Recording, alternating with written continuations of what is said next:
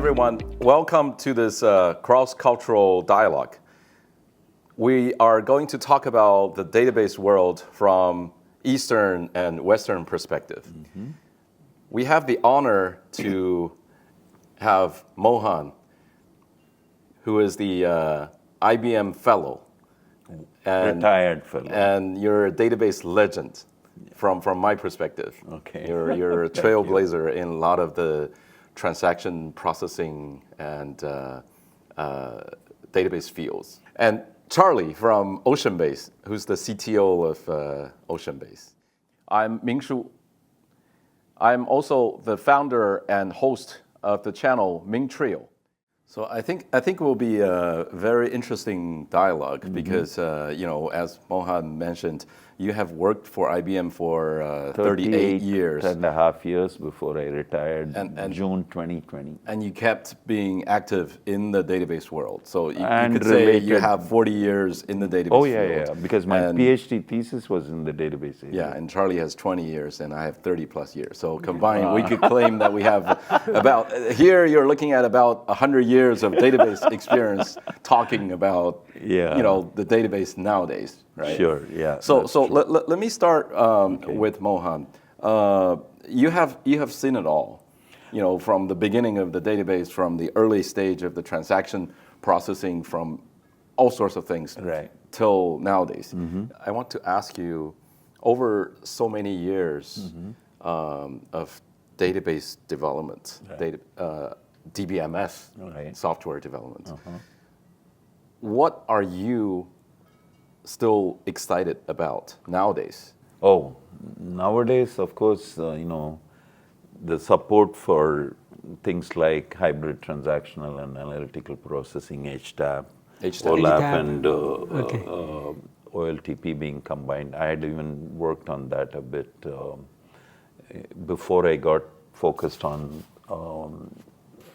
the blockchain space. Oh. Yeah. So for the last 5 years or so of my IBM career until 2020, I was spending more time on blockchain. Mm-hmm. But before that, I was part of the effort that was going on in IBM to make DB2, which was a row store, hence it was more of an OLTP system, become a hybrid kind of store with columnar as well as row, along the lines of what even SAP HANA did and things like that. So that stuff is still not a completely solved problem. In fact, when I looked at some of the suggested discussions that you had produced, Charlie, I was thinking I had not spent time on the distributed version of HTAP, which you guys seem to be seriously... we have doing a lot of work in the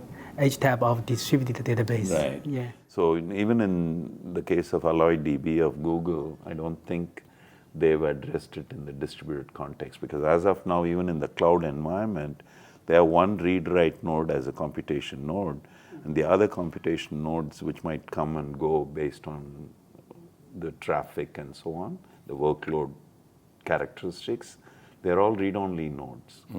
So even though they allow you to have a distributed system, it's a very specialized kind of beast. It's not like the shared disk one, where multiple nodes can be all doing reads as well as writes.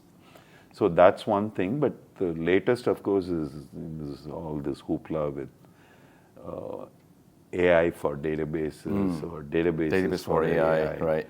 That area, even in the conference where we've spent the last many days, that has been discussed in keynotes as well as other presentations. So it's those sorts of integration of ideas from different areas within computer science that I would say is what keeps it going. Right.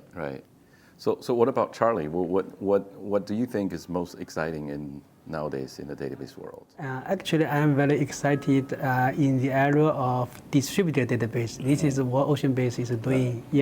And we have a distributed architecture. Then we can build a lot of good features such as HTAP, SQL plus AI, multimodal on top of our distributed architecture.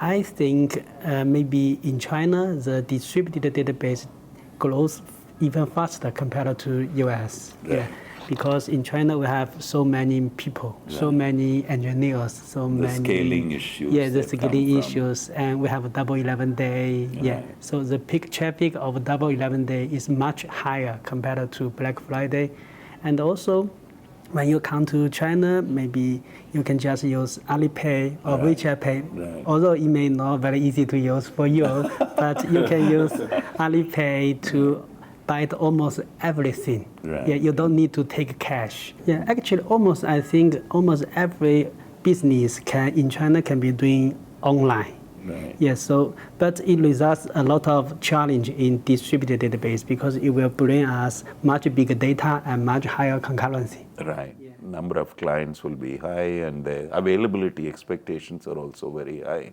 Because the day-to-day simple things like paying for a coffee or whatever, you can't do if the system is not up and running and everything. So in India they use Paytm, right? Yeah. And The- Alibaba has got an interest in it, I think. Actually, the underlying database in Paytm is ocean-based. Oh, wow.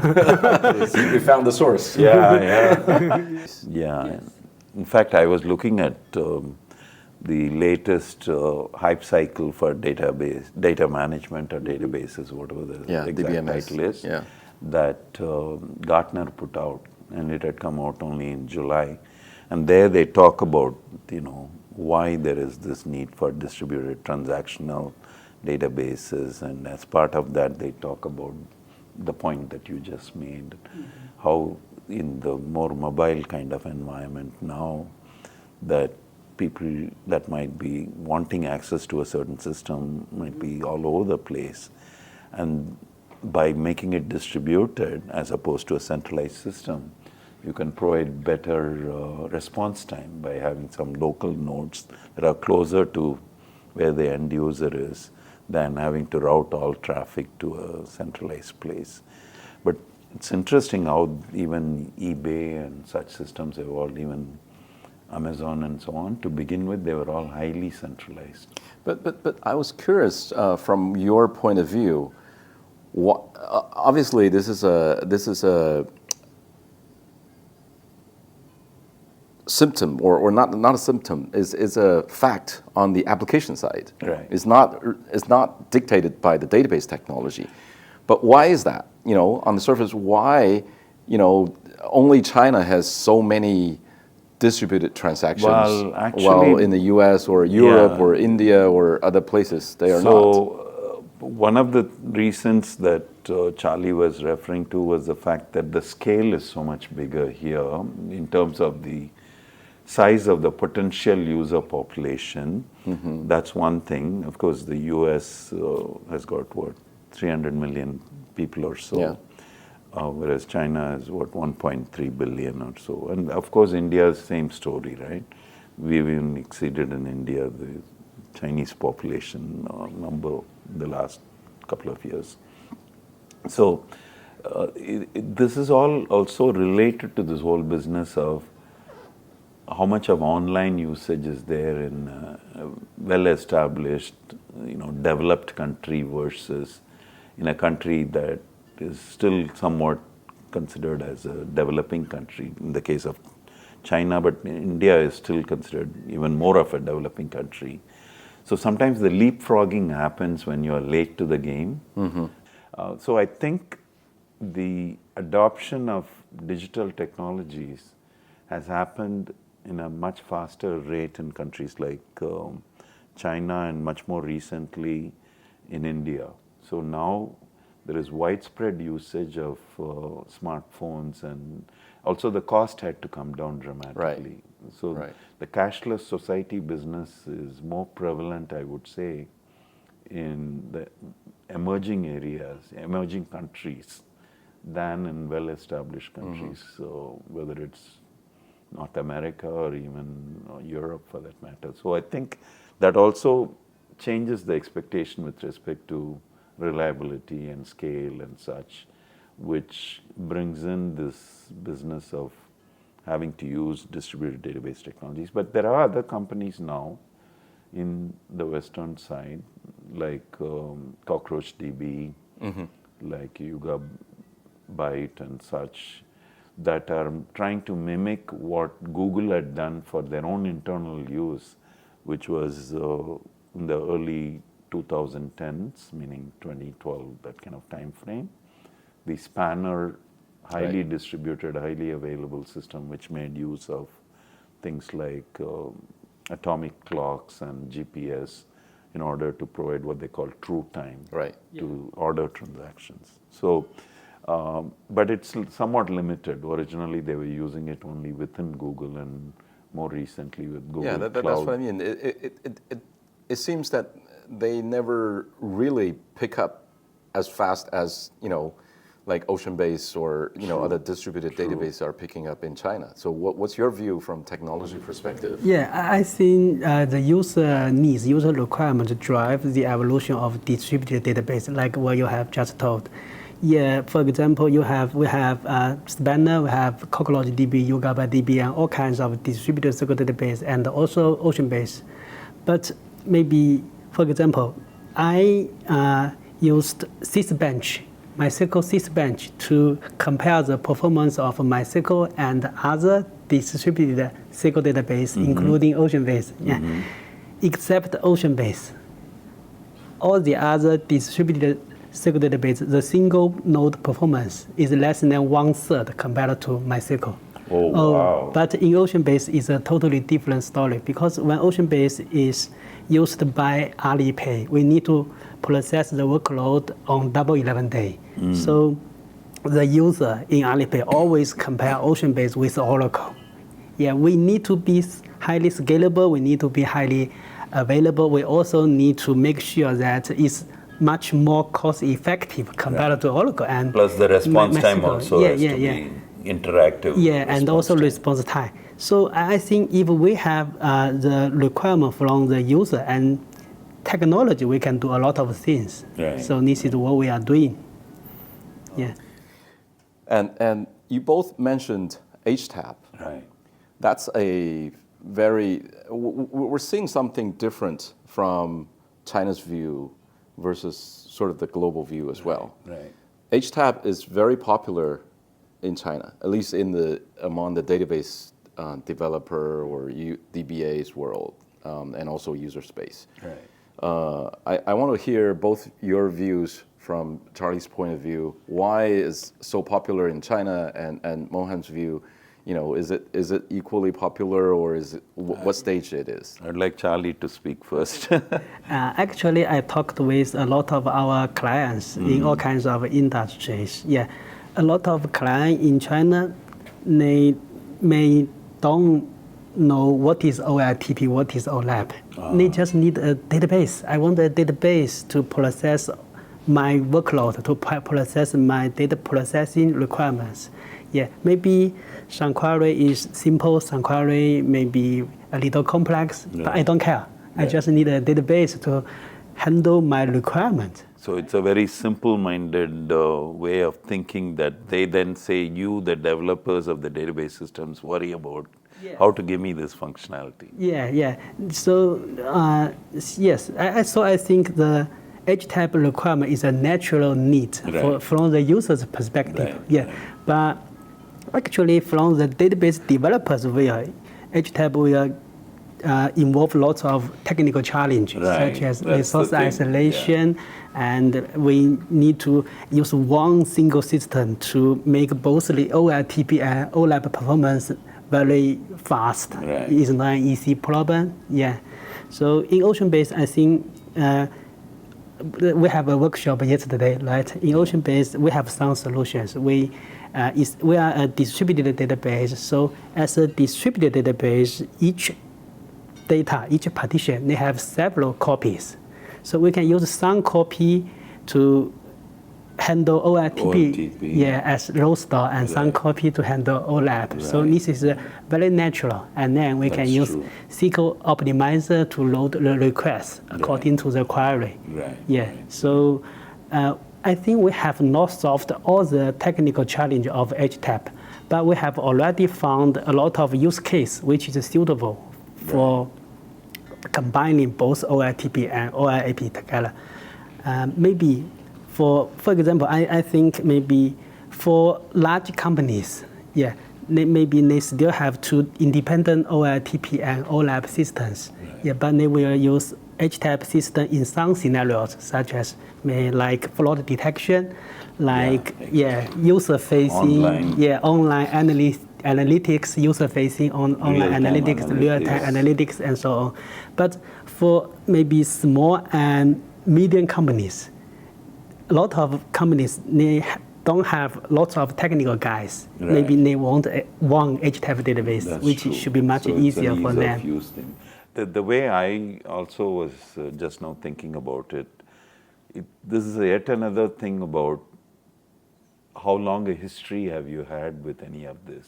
Mm-hmm. So if the original idea was you have an online transaction processing system and then you have a warehouse, a data mart, and trickle feeding of data from the online system is being done via replication to this other one, and you've lived with it for a while. Now it's much more of a headache for you to combine the two into a single system and so on. So that might also explain to some extent why in the Western arena they might not be that eager to switch to a HTAP system, because it's going to change the way the whole organization and the way people have specialized their skills and so on. Actually, there are also more and more systems like Google Alloy DB and like Amazon Sun database, and they want to both process two kinds of workload. Right. Oh, more and more. I mean, it is evolving. It's just a question of whether in the West are they adding HTAP features even to distributed databases, or they are still doing it only for more centralized database, or the cloud environment where, as I said before, it has the feel of the centralized because the read-write is only in one node and the other nodes are read-only from the disaggregated storage perspective, in which they have compute nodes that are different from storage nodes. And the storage nodes is where the persistent data is.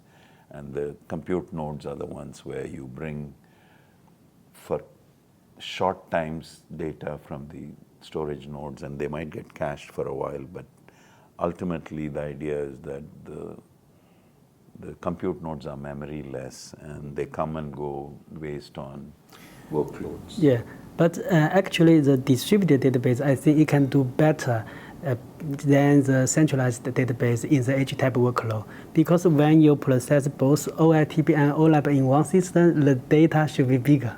Yeah, because and we also have OLAP the whole data. business of row representation was a columnar representation. Yes. And the number of indexes you have and such things also changes a lot between. See, in the case of OLTP, you don't want to have too many indexes, because then the response time for the transaction can become very high if you're synchronously maintaining those indexes.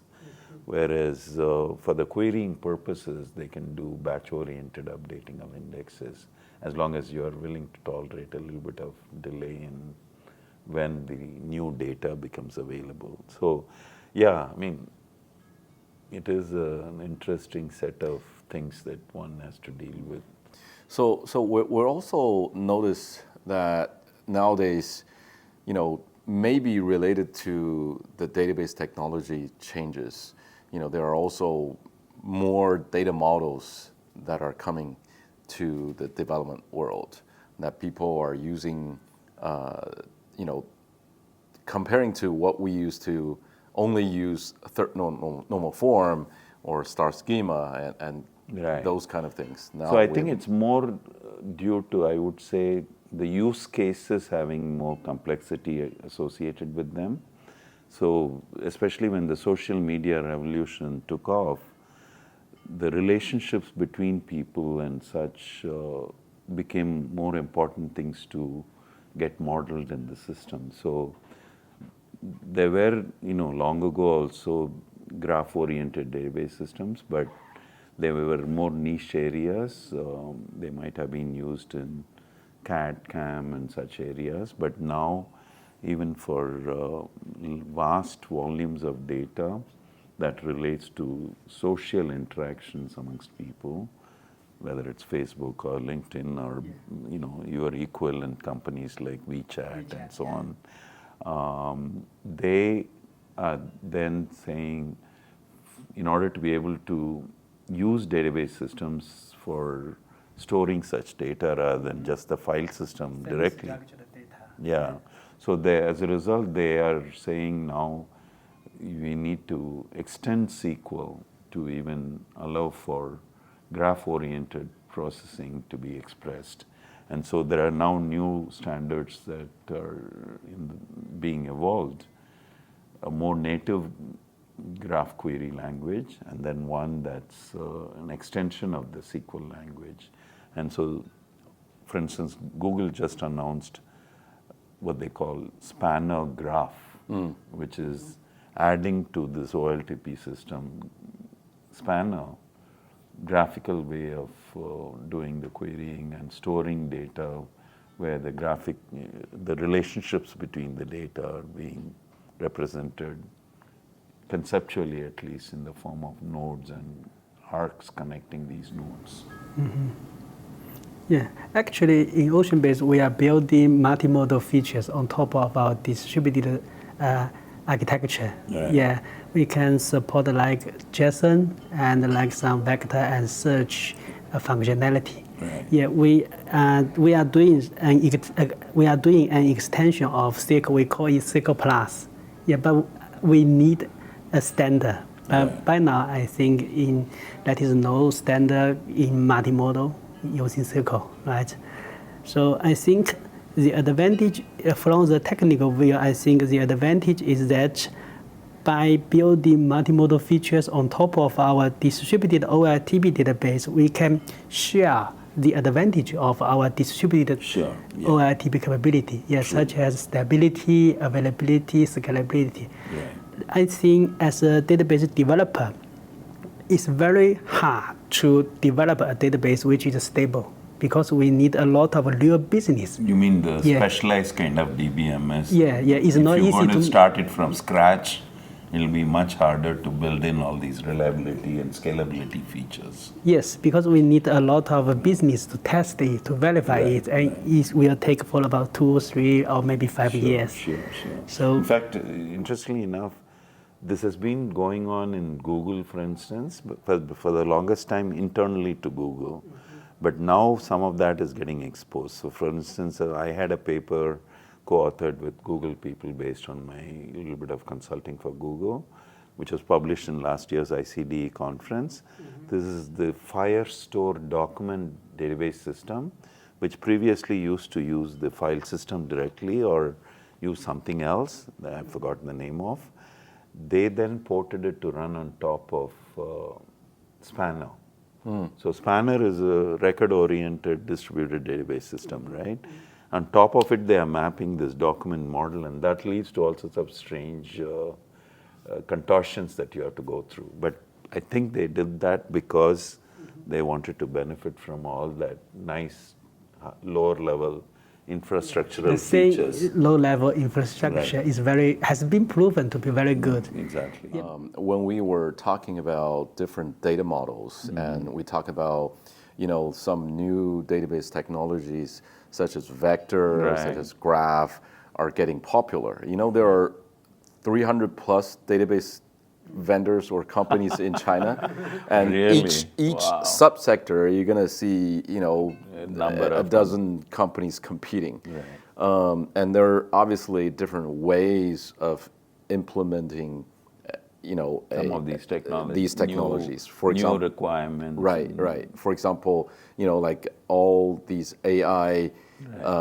solutions, they require some kind of a vector solution, and there are different ways of implementing, a specialized, special-purposed vector database versus a vector database tapped on existing OLTP database, for example. It's interesting you are bringing What's this your up. view? Yeah, in fact, this got discussed in the conference we are at quite a bit. In fact, there was a panel on vector databases 2 days ago, I think. And the exact same points were brought up because even AlloyDB and Spanner and such, in the really recent past, they're taking different paths. they've added vector features, exact matching versus approximate matching and such things. Some technologies that Google had developed over a 15-year period in the context of search and so on. So they brought up these points, and they made the list of these special purpose vector database companies versus extensions of the already existing SQL systems. Yeah. The thing seems to be that really, unless you have some really stringent requirements with respect to performance and so on, you might not be able to justify going for a special purpose DBMS. It's far better to integrate some of these sorts of newfangled technology into the existing ones, because that way you won't have a dramatic difference between the APIs of the existing thing to which you have tacked on some of these newer features than going in for a special purpose DBMS. So yeah, I also agree with you. I think the general purpose database with like vector plugin will be the future trend. Yeah, from the user's perspective, for example, I have had a general purpose database and it's very popular, it's very easier to use. The ecosystem is much bigger and we have lots of DBA who is very familiar with the knowledge. So why should I need another standalone vector database? Because I think the similarity search problem have been researched for many years in the database area, and the technical entry barrier of vector database is not too high. Right. So I see maybe general purpose database will be the future trend. Yeah. Yeah. So so some of these sorts of things are also related to the point, for instance, in the case of Google, when AlloyDB came out, they also added to that the feature of columnar store as an optional way of representing the data. Unlike what Aurora guys did for PostgreSQL in the case of AWS, where they only addressed the row store, these guys tacked on this. But in addition, they also combined the functionality of Vertex AI, which is their machine learning oriented system, which is a separate system. They married that in a way with the relational database system AlloyDB by saying in your SQL statements, just like you have user-defined functions and table functions, you can also invoke Vertex AI calls. So it's those sorts of things that are also emerging trends with respect to marrying AI kinds of ideas into traditional database systems, all of which is arguing in favor of, as you said in your write-up, one size fits a subset of the requirements rather than one size fitting all, or one size doesn't fit all. Yeah, I always said a lot of people they talk about one size fits all or one size does not fit all. I said that in ocean-based opinion, we think one size fits a lot. Yeah, it was similar to Stonebreaker's, exactly. one size fits a bunch. Yeah, fits a bunch. Yeah, very similar. Yeah. So that's where inside of the DBMS, you are trying to leverage AI-like ideas, machine learning and such, and even here it got discussed in the last few days in a fairly lengthy fashion. Yeah. That's still an ongoing thing. I guess it will take a couple of years to decide. Sure, for sure. Then you can always do some very specialized thing and show in a certain environment how it works, but it's a long way from what worked in the lab to what works in the real world type of thing. Even the training of these models, a lot of the cloud vendors are saying they can't willy-nilly take any data that exists in their systems because the customers have some specific expectations of to what usage the data that they've entrusted with them can be made use of. What about cloud? You know, a lot of Chinese database companies are moving towards the direction of what's called cloud native. Right. And I bet there are also There are also lots of globally. discussions about these things. So in fact, I was even reading how some of these distributed database companies in the West are built in such a way that they are either cloud agnostic or they are capable of running on multiple clouds, Right. where even in a single installation of the distributed database, some nodes could be on one cloud provider's cloud versus another set of nodes being on another one, and some more nodes could even be in the on-prem. Sounds ambitious. Yeah, yeah. Hybrid cloud. Yeah. Sounds ambitious. Yeah, so even CockroachDB and such are talking about how their systems are already capable of doing this. So instead of so then the question is, are they using these different clouds only in a very simple-minded infrastructure as a service way, or are they in a cloud-first way developed systems where they leverage much more than just a container being used to run their software? Yeah, or how low Yeah. you go, right? Yeah. On the Do they even do architecture storage stacks. disaggregation and all this kind of stuff? Yeah, at first we just moved our on-premise database to the cloud, and then we can make it cloud native or multi-cloud native. Yeah. Actually, this is what OceanBase is doing. We are doing I mean, we multi-cloud, had this conversation hybrid in the cloud. workshop also on the first day, right? Because you guys always claim the standalone distributed database. Yes. Yeah, actually, I have just read a survey from Gartner. Gartner said that the cloud contributes for about more than 90% of database growth last year. Right. More than 90%. So every future database vendor should consider a lot in the public cloud. I think there are two kinds of public cloud database. The first one is cloud native database, like Amazon Aurora, like Amazon RDS. Right? Aurora is the cloud, Aurora DB, yeah. And another type is. But they are running only on one cloud. Yes. That's the restriction. Yeah, right? they are well optimized for the cloud infrastructure, but only for one cloud. Right, yeah. exactly. Another type is multi-cloud solution like OceanBase, like MongoDB, like Snowflake. Yeah, I think these two kinds of solution should coexist. Right. Yeah, and we find more and more companies they try to choose multi-cloud solution. Why?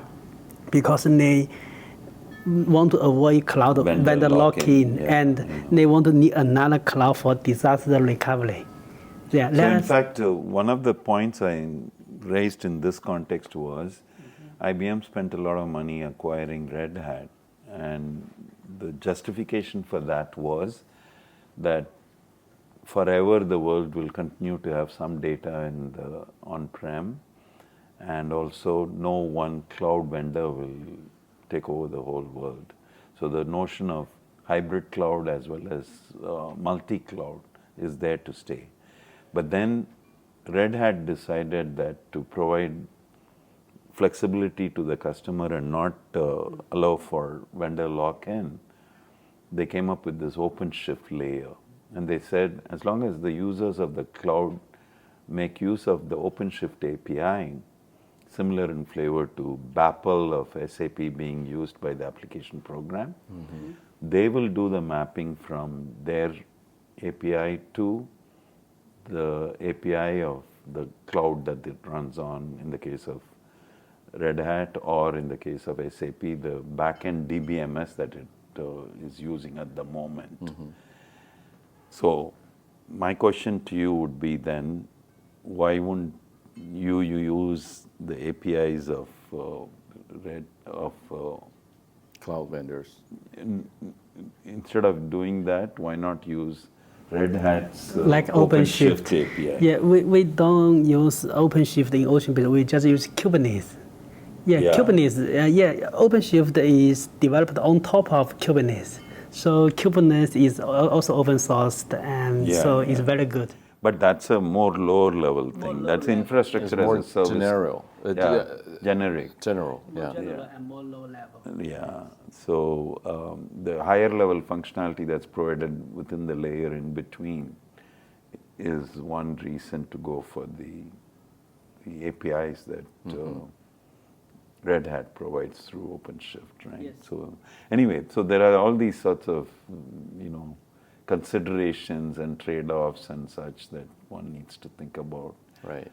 And the more you are embedded into the bowels of the cloud in a database as platform as a service, the more certain things will be cheaper or efficient or whatever compared to just using the bare bones version of the cloud.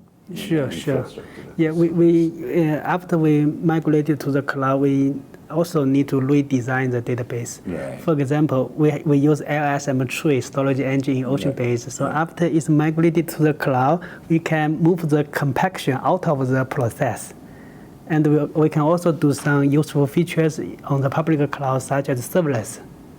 Yeah, it's very useful. Yeah, that's the sort of thing I'm hinting at when I say you are further getting into bed with the bowels of the cloud. The serverless has become extremely popular now, and I've spent a lot of time digging into that stuff. You think that's the future? Oh yeah, absolutely. Absolutely, no question, because all the vendors have done it already quite a bit. Okay.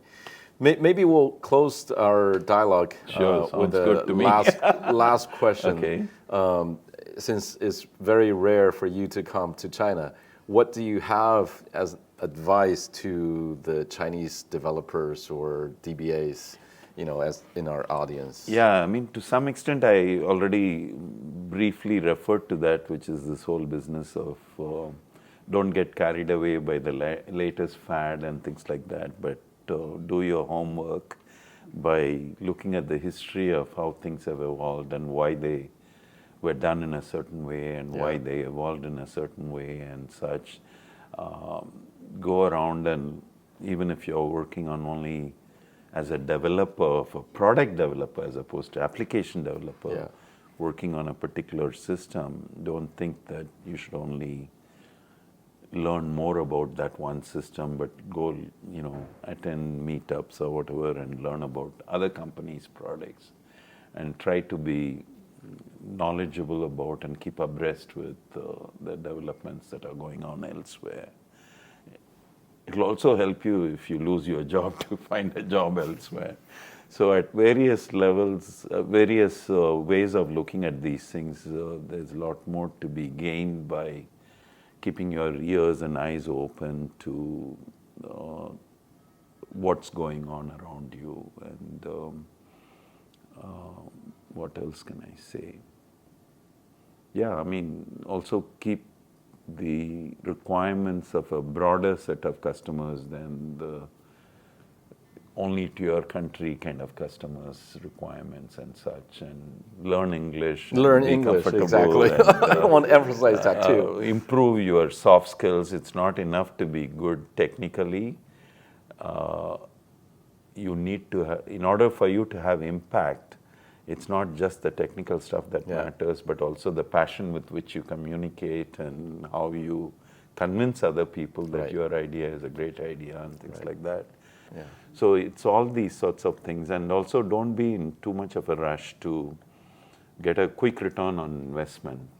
And so you should go deeper into technical ideas and sort of breathe and sleep and shower over ideas to really internalize these things, because it takes a while before it's a long-term investment. Right. Before you appreciate why certain things have been done in a certain way. Don't just go by reading the end result without understanding the logic behind how that end result was arrived at. So in my talks on career and all that, I go into some of these things, the do's and don'ts of how to be successful. Not that everything I did succeeded. So I talk about my failures also as to why certain things, even if the external community thought they were great ideas and they got papers written on them, I felt bad because they didn't see the light of day in terms of actually practically getting incorporated into products and being deployed and such. So in Silicon Valley, of course, people think that your job is done once your company goes public and you have a lot of money in the bank. But if you look at even some of the so-called successful companies of the dot-com era, there's not a whole lot to show as to what happened to those ideas. And so I would rather leave behind a legacy that's more in terms of long-lasting ideas and such than just lots of money in the bank, but whatever I worked on before is nowhere to be seen anymore. Because it was just a flash in the pan kind of thing, and you minted your money when things were hot. Thank you. Yeah, thank you. Really thank you. appreciate you giving me this opportunity. Thank you. Thank you, Charlie. Thank you, Charlie. Thank you. Yeah. I think we'll close today's dialogue as it's such an honor to have Mohan and Charlie in the panel. And personally, I learned a lot. Oh, thanks. And I hope our audience share my view that hope you feel that this session is very valuable and come back to us in the near future. Okay? Okay. We say bye-bye. Thank you. Bye-bye.